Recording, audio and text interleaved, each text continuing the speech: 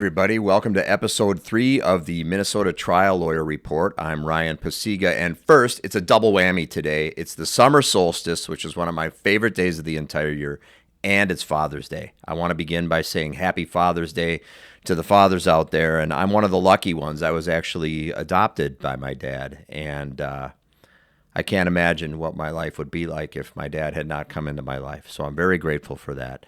And I'm also mindful of all the clients I've had over the 23 years, and many of whom did not have a father, either because dad was never around after they were born or because their father was incarcerated for a big part of their life as well. And then sometimes we see that cycle go on in criminal cases, and that's always heartbreaking to see, right? So a kid grows up without a father, single mother, often working many jobs, or she's got her own issues she's struggling with. And a lot of times these kids end up getting raised on the streets, and sometimes they join a gang for safety or the like. And the choices they're making when they're a kid in those situations come back to bite them later in life, right?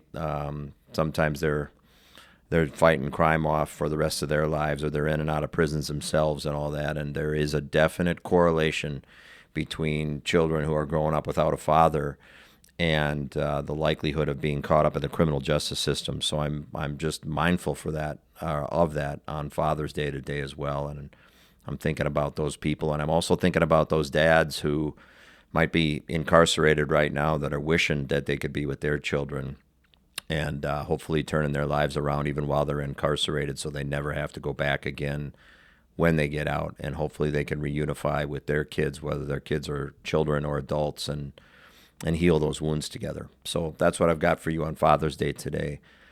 All right, let's turn to some cases in the news. We've got ghost guns and 3D printing, and this is not a situation that came out of Minnesota, but, firearm regulation is going on all over the United States right now. And there's a first of its kind law actually in New York that could force, get this, 3D printers that are sold to homes and businesses and that come equipped with technology that prohibits those 3D printers from making ghost guns. So this new requirement, it's also under consideration in California. It's basically attempting to thwart the latest technique in these 3D printers that are producing untraceable ghost guns, which is like guns made without a manufacturer label, without a serial number. They're just 3D printed guns that have turned up in crimes, which makes it, of course, that much harder for law enforcement later to match up a firearm with a person committing the crime, and that sometimes leads to unsolved cases as well. So the technology in these cases is that the law is new because it's not trying to come after the ghost guns itself, which of course many states are doing, but rather trying to institute technology that says you manufacturers of 3D printers you have to install technology that makes it impossible to even print a 3D gun. And so we'll keep our eyes on as these laws continue to evolve, or these proposals continue to evolve. All right, Minnesota, we had a wrongful death bicycle case that involved a $3 million settlement. This was out of Ramsey County, wrongful death, and that's a pretty good settlement for the plaintiff's side of it as well.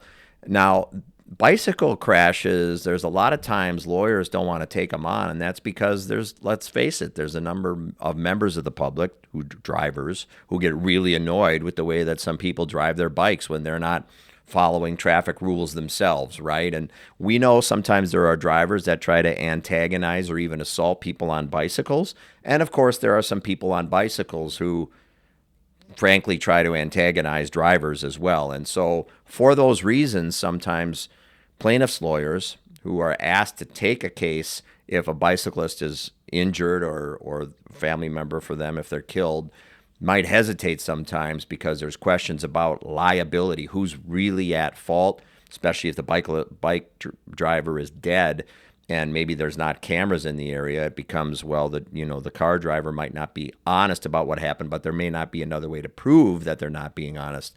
So for all those reasons, in a trial lawyer's mind, some personal injury lawyers will hesitate to take a bicycle case. Of course, if there is a crash and the bicyclist is involved, they're usually very hurt, if not dead, and we know that because of cars and trucks are a lot bigger than bikes, and you don't have those same safety equipment that you do on a bicycle as you would in a vehicle. So but what it comes down to oftentimes for the mind of a trial lawyer are economic damages, things like loss of future earnings, loss of services, and loss of support. And these are the things that the family, if it's a wrongful death case, are entitled to sue about, right? And then there are called non-economic damages, loss of companionship, loss of guidance. If you're a child, that guidance I was just talking about Father's Day, and the impact on spouse and children. So to prove these things up at a trial, this is something a lawyer has to think through long in advance. And a lot of times it's just not able to be done only through taking testimony from these family members who are impacted. But these future damages often require lawyers to hire experts to prove them up, economists and vocational experts who can calculate what some of those things are worth, like the loss of future earnings and services and all that. And it involves really sophisticated calculations, and then those people will put them together and talk about it in front of a jury, and we'll hire those experts to do that so that a jury can understand these calculations, because some parts of these verdicts have to be tied directly to these real economic losses or reasonably forecasted economic losses for a family of a deceased person in a wrongful death case. In fact, I just ran into an expert that I used to play hockey with. He was one heck of a hockey player. I was not. And he was also a very bright guy, and now he works for a company where that is their business model, and they do really good work. So the importance of proving the story in front of a jury in a wrongful death case involves not only the family and not just the crash itself, but sometimes also calculating what these damages are. And sometimes that's not the hardest part of a wrongful death case, even that the collision happened itself, but it's helping the jury understand the value of a life that should have continued for decades. I mean, some of these things you can measure, last earning capacity and all that, but how do you put a value on the loss of companionship? How do you put a value on the loss of guidance or the impact of a spouse or the children like that? I mean, those are hard questions to answer. I mean, there's, on the one hand, you could say it's priceless, isn't it? And so these are some questions that juries have to wrestle with, and these are questions that lawyers have to wrestle with long before the case ever gets to trial, or long before it ever makes its way even into a courtroom at all. Okay, moving on. Feeding our future, there's the fallout continues, right? So Aimee Bock received a gigantic sentence, 42 years after being convicted in her fraud case involving the federal child nutrition matter. And there's a couple things to talk about here. Number one, why do these federal fraud sentences become so large? And that's a couple different things. I've made different videos on these, but a judge, if somebody pleads guilty or is found guilty after a trial, has to begin their analysis with what's called the sentencing guidelines. And this is a grid that's used that judges, a whole bunch of calculations go into it for the lawyers and then for the judge. And the judge begins their analysis by looking at these advisory sentencing guidelines. They used to be mandatory. They're not anymore. But a judge is to begin their analysis at least with those guidelines. And then judges can depart upward sometimes, or vary upward, and they can also vary downward from those ranges or sentence within the range. There's a lot of things that go into these guidelines, including the loss amount. That's, when you're dealing with these fraud cases, what's the loss amount or what's the intended loss amount? And then restitution orders can get really high in these cases. And in most of those cases, of course, these dollar amounts can never, ever, ever be paid back by a defendant. And the lessons that are in some of these cases involve how a trial lawyer works through or foresees appellate issues as the case is getting ready for trial. So we will file a lot of different motions, right? And this is some things that most people don't understand, of course. So Before a case ever gets to trial, lawyers are filing motions. Sometimes it's to try to get more evidence from the other side. Sometimes it's to try to limit what kind of evidence can come in the case if it's too prejudicial or not appropriate for a jury to be able to consider and the like. We're filing motions on what ought to be the language that jurors are given when they deliberate, called the jury instructions, and a whole bunch of other things, right? And these are things all to set the chess table, so to speak, before a trial begins, and so there's less surprises for the lawyers and for the judge and for the jury as the case is going on. But these are tactical things that we're battling about long before, and that can tilt the case one way or the other a little bit, which is why the lawyers battle over these things. Well, these decisions have to be made in advance by a judge many times before a trial begins. And if a lawyer proposes something in a motion or objects to something the other side wants to do, and then the judge doesn't rule in your favor, at least that issue is what's called preserved for appeal.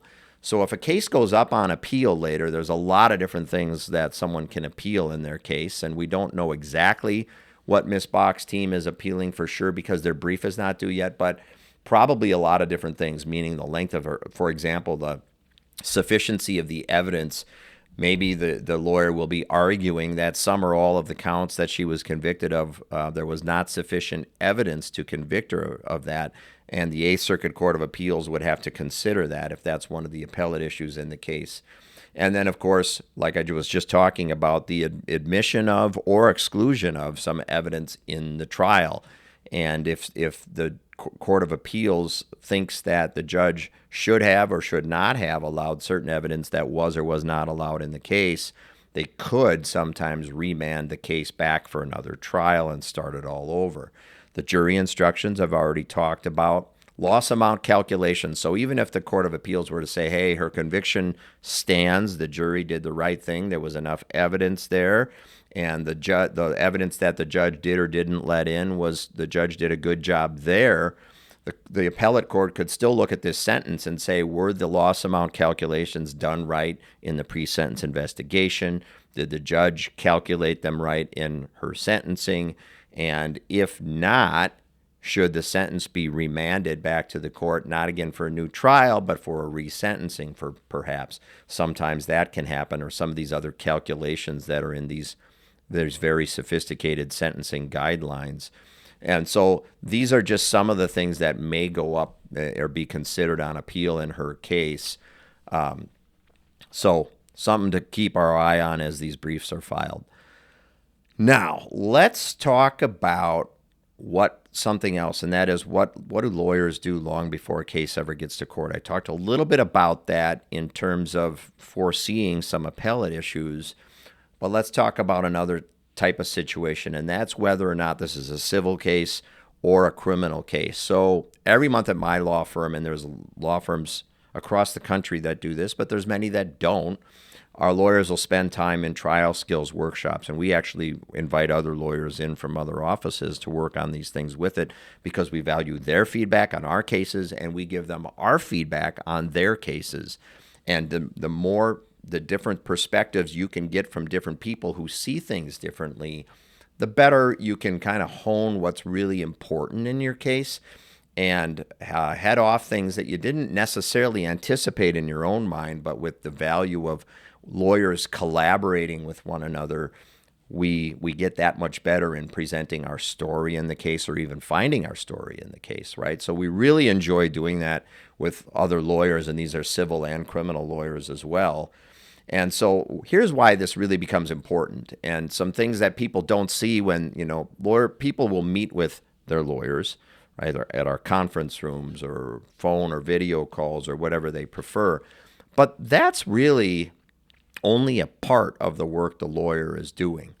Besides drafting of the motions or letters or those sorts of things, lawyers, if they're trial lawyers, are planning long before how to try this case. And we will work with clients in that preparation, but there is other times where we work without the clients in that preparation as well. And so every case, for example, has hundreds of facts, but jurors don't remember hundreds of facts in a case. That's just too much. What they remember is a story. And what they need to remember, or what we need to give them, is an authentic and true story that touches right here, right? So in a criminal case, the story might be about, and the trial theme may be about, mistaken identification. In a truck crash case, the story might be about companies putting profits ahead of people and ahead of safety. In a wrongful death case, the story might be the loss suffered by a family and how that really impacted them. So it's really being in tune with finding what the real story is in a case, because a lot of times the real story isn't what the allegations are in a case, or what we all might think about. Well, this car hit this car and someone was injured, and that's the story. That's pretty surface level, right? I mean, how much does that move the needle right here? There's a lot more that we need to discover in the story, and sometimes that story doesn't come just from the injured person. It might come from the eyes of their daughter, who will never get the same father again because he's in a wheelchair for the rest of his life. Or in the criminal case where the person is falsely accused of a crime, and what it's like for them, not just that they didn't do the crime, but what had they been going through when their name was blasted all over social media and the news, and they haven't been able to get their reputation back, even though it's a false allegation. So these are stories that hit hard, and they're underneath these things, but it takes time and effort to discover these stories. And that's the lawyer's job, to figuring out what story is actually supported by the evidence, but what's the deeper story underneath all of that that's authentic and true. Identifying important scenes. So we don't just look for facts in a case, we'll actually look for scenes. These are examples like the moment a police officer decides to stop a vehicle, even if there's an arrest later for something, that scene leading up to that, right? The moment a truck driver decides to keep driving despite being fatigued and over their service hours, right? The conversation that happens before an alleged crime, or the doctor's appointment after a serious injury, or the very first time that patient, if you will, or that person that's now a plaintiff in an injury case is peeling off the bandages in front of the mirror and seeing how their face is forever altered by severe scarring or burns or the like. So jurors they'll often remember scenes far better than dates or times or stats or statistics or exhibits, right? Jury selection, a lot of times I think people think the goal in jury selection is just getting rid of the worst jurors, just hunting them down and getting them out of the cases as fast as possible, and finding the people who agree with your side in the trial. And that's basically how law school teaches jury selection. And that's not a very wise way to pick a jury. Trial lawyers understand, if they've tried a lot of cases, that just separates the jury from each other, and that also separates the lawyer from the jury, and that's not productive in a case. The goal is identifying experiences and beliefs that might affect how a juror views the evidence. So a whole bunch of different themes can be explored in jury selection, and we've got to think about what are these important themes in a case. What do we really got to be talking about with this jury, so that we can have a real conversation with jurors about their attitudes and beliefs on the central issues in a case. That can be things like trust in police, experiences with insurance companies, attitudes towards personal responsibility, views about corporations, experiences with addiction or alcohol or the like. The list goes on, right? So another part, closings and opening statements. By the time a trial starts, the most important work has already been done in terms of the lawyers prepping the trial up. We spend months or sometimes even years preparing witnesses, studying evidence, developing themes, and understanding the story before a jury ever enters the courtroom.